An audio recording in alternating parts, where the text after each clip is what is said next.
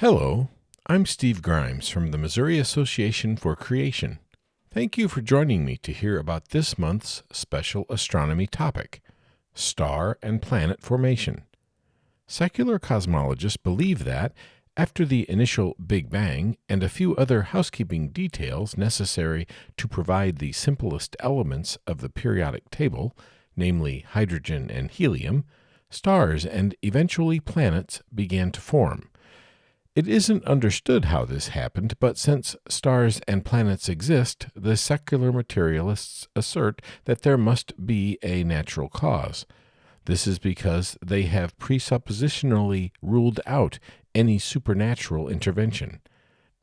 In a way, this is similar to the challenge of how life originated. Here, too, it isn't understood how it could have happened. We aren't even close. But because it exists, it is asserted that it must have happened through purely natural causes. This thinking crosses the line into several logical fallacies, including circular reasoning, the Texas sharpshooter, and affirming the consequent. But let's defer that discussion for another time. Here is the secular story of how stars formed. Once the post-Big Bang creation of the lightest elements, hydrogen and helium, was complete, it is proposed that a cloud or clouds of these gaseous elements collapsed and eventually formed stars. But why would a cloud of gas collapse like this? It's a good question. We might suppose, after the initial very hot state left over from the Big Bang, that cooling gases might become more dense. We might even want to believe that gravity had something to do with it. The trouble for the materialist is that our current, rather thorough understanding of gases and gravity rule them out as sufficient causes for initial star formation. Gravity is a relatively weak force. It can be observed and measured relative to stars and planets because of the immense mass of these objects. But as a force, gravity isn't strong enough to densify a cloud of gas particles into a protostar. The denser the cloud becomes, the more pressure increases. Gases, operating per the laws of physics, tend toward equilibrium. Thus, without a containment field or some other external forces, a cloud of gas in the vacuum of space will not condense to form a star. Atheist astrophysicist Neil deGrasse Tyson states the issues quite succinctly. Quote, "We know the cloud wants to collapse under its own weight to make one or more stars, but rotation as well as turbulent motion within the cloud work against that fate. So too does the ordinary gas pressure you learned about in high school chemistry class. Galactic magnetic fields also fight collapse. They penetrate the cloud and latch onto any free-roaming charged particles contained therein, restricting the ways in which the cloud will respond to its self-gravity. The scary part is that if none of us knew in advance that stars exist, frontline research would offer plenty of convincing reasons for why stars could never form." End quote. In the story, once the initial stars are formed, which again can't happen given the known laws of science, subsequent star formation has more to play with. Heavier elements, supernova, and the interaction of forces between stars in various stages of their individual and collective life cycles introduce more variables to play with in trying to get this thing off the ground, so to speak. Personally, I'm incredulous. Undirected processes, in my experience, make messes, not the order and beauty we see displayed in the heavens. The first stars, forming from clouds of gas without any other available interventions, is a miracle lacking a sufficient cause. At least we Bible-believing Christians have a sufficient cause for our miracles. Let's move on to planets. Naturalistic planet formation is believed to be closely tied to star formation.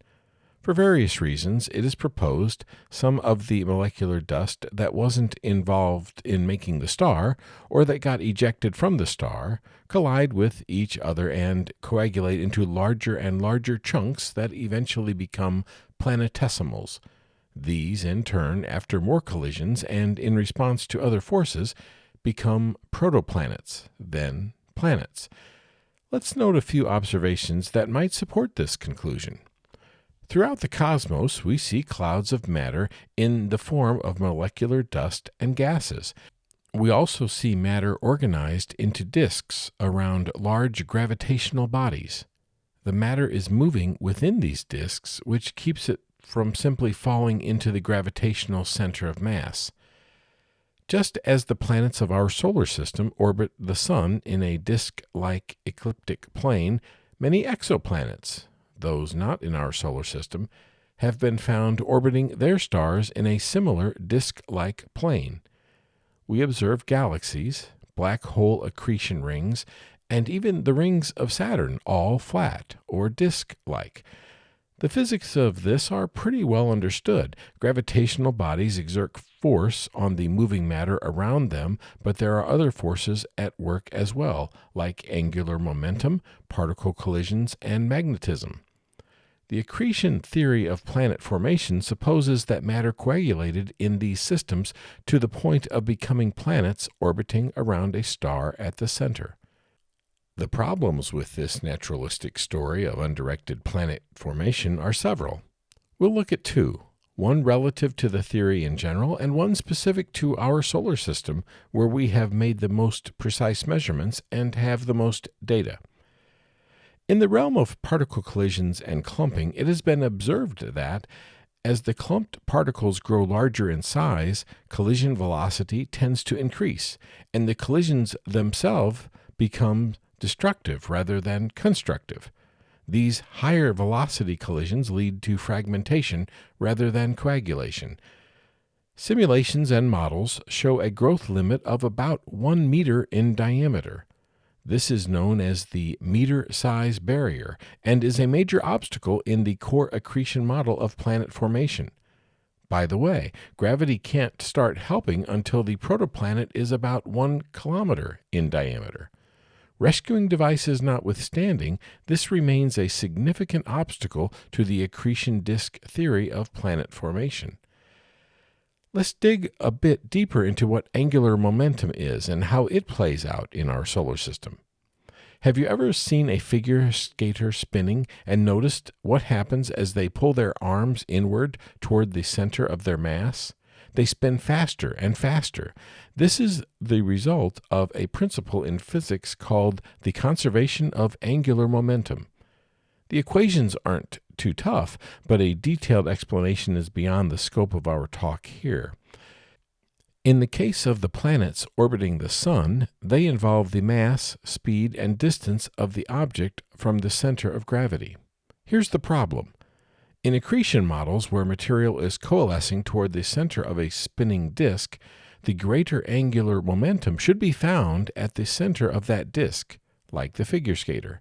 In our solar system, 99.8% of the mass of the entire system is found in the center, namely the Sun, but 96.6% of the angular momentum of our solar system is found in the planets.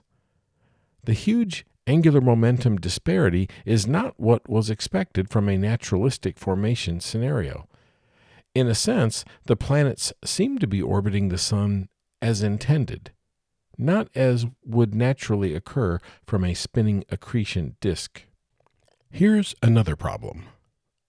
The Sun in our solar system tilts on its axis of rotation at about a 7.25 degree angle, relative to the ecliptic plane of the solar system. This misalignment is sometimes called solar obliquity. Most of the planets also have varying degrees of axial tilt, but we'll leave that for another time. In planet formation theory, the disk material is coplanar, that is, in the same plane. That's what makes it a disk. Why does the Sun tilt 7.25 degrees off of the initial flat spinning material disk from whence it is presumed all things were formed? Did the planets all move together into a new ecliptic plane? This seems unlikely. Or did the Sun move 7.25 degrees after the system was largely complete? If you pick the sun changing, you're correct, or at least thinking like a cosmic evolutionist. It's a much simpler matter to move one sun, even though it comprises about 99.8% of the mass of the solar system, than to move all of the planets together out of their initial orbital plane.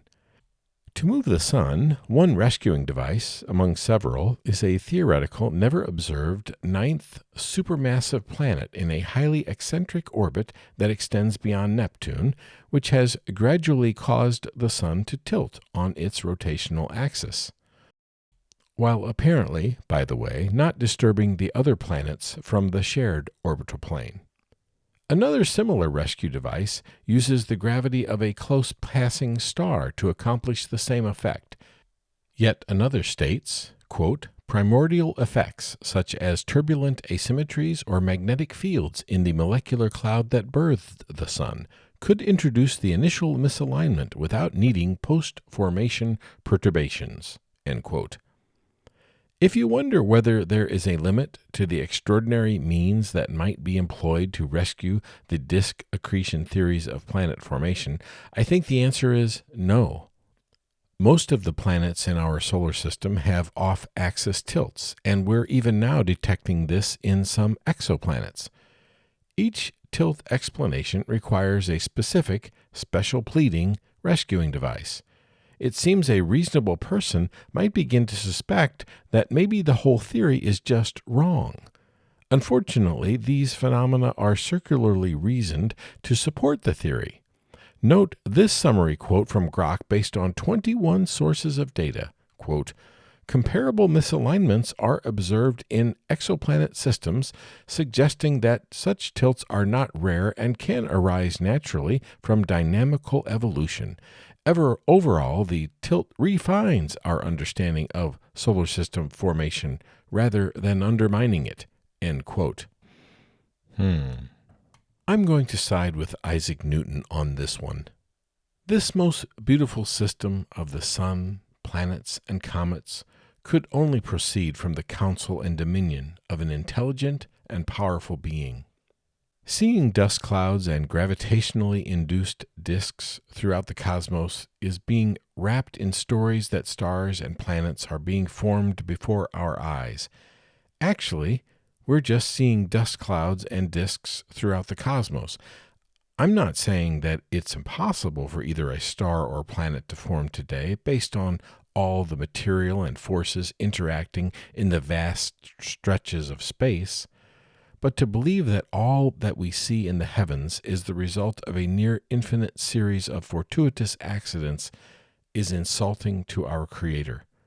Recall again our Bible verse for this month, Isaiah chapter 40, verse 26. Lift up your eyes and look to the heavens. Who created all these? He who brings out the starry hosts one by one and calls forth each of them by name. Because of his great power and mighty strength, not one of them is missing. For more information on this topic and other ways the heavens point to and glorify God, check out creationastronomy.com. See you next month.